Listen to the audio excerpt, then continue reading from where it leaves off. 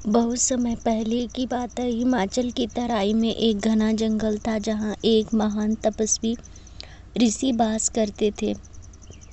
उनका नाम था ऋषि व्योमदत्त। वे अत्यंत तपस्वी, ज्ञानी और शांत स्वभाव के थे। उन्होंने सांसारिक मोह माया को त्याग कर पूरी निष्ठा से भगवान शिव की भक्ति में अपना जीवन समर्पित कर दिया था। गुफा में तपस्या।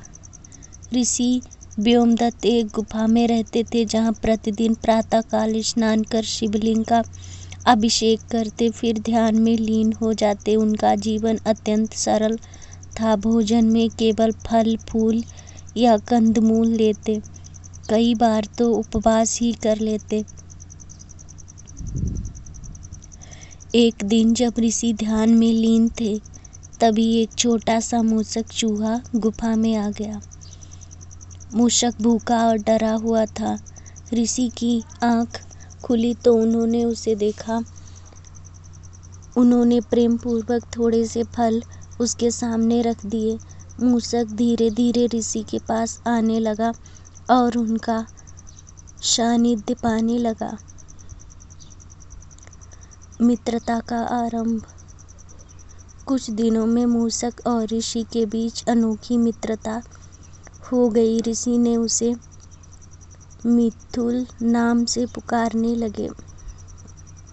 मिथुल प्रतिदिन ऋषि के पास आता, उनके पास बैठता और जो भी फल मूल होता वही खाता।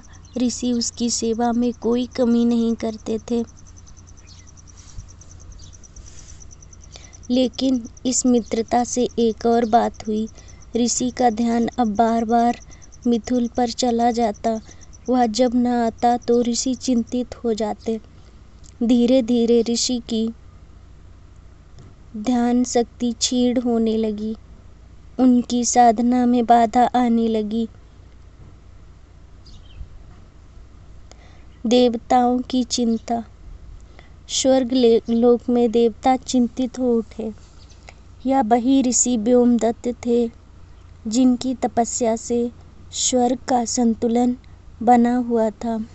यदि उनकी साधना टूटी तो सृष्टि में असंतुलन आ सकता था। तब भगवान शिव ने भगवान गणेश को इस विषय में ध्यान देने को कहा। गणेश जी ने संपूर्ण स्थिति को देखा और एक युक्ति बनाई।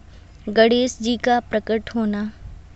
अगले दिन जब ऋषि ध्यान में लीन थे, तभी गुफा के द्वार पर दिव्य प्रकाश प्रकट हुआ। स्वयं भगवान गणेश वहां प्रकट हुए। ऋषि ने नेत्र खोले और प्रणाम करते हुए बोले, प्रभु, यह मेरा सौभाग्य है कि आप मेरे आश्रम पधारे।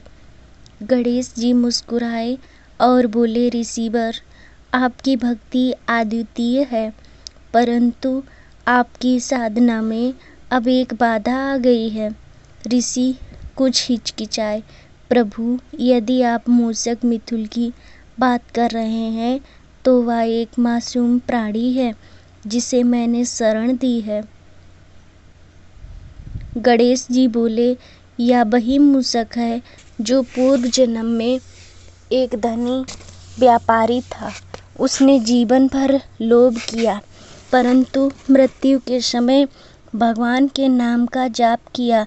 इसलिए इस जन्म में उसे आपके समीप सेवा का अवसर मिला है, परंतु अब समय आ गया है कि वह मेरी सेवा में लौटे। मूषक का परिवर्तन। गणेश जी ने मुस्कुराकर अपने कमल पदों से मूषक को स्पर्श किया। वह तत्काल अपने दिव्य रूप में बदल गया, एक तेजस्वी मूषक रूप में जो अब भगवान गणेश का वाहन बनने के लिए तैयार था। ऋषि यह सब देखकर चकित थे। उन्होंने कहा, प्रभु, यदि यह आपकी इच्छा है तो मुझे कोई शंका नहीं। गणेश जी बोले, आपका हृदय इतना विशाल है ऋषिवर, अब आप पुनः निर्बाध तपस्या कर सकोगे। इसके बाद गणेश जी मूषक को लेकर अदृश्य हो गए। ऋषि की सिद्धि। उस दिन के बाद जब ऋषि ने फिर से तपस्या प्रारंभ की और शीघ्र ही सिद्ध हो गए, उन्हें भगवान शिव के दर्शन प्राप्त हुए और वे परम मोक्ष को प्राप्त कर गए। यह कहानी हमें सिखाती है कि सेवा और करुणा महान गुण है, परंतु साधना में संतुलन भी आवश्यक है। जो भी कार्य करें उसमें संयम और विवेक रखें। कभी कभी ईश्वर हमारी परीक्षा लेते हैं और सही मार्ग वही है जो धर्म और सत्य के साथ हो।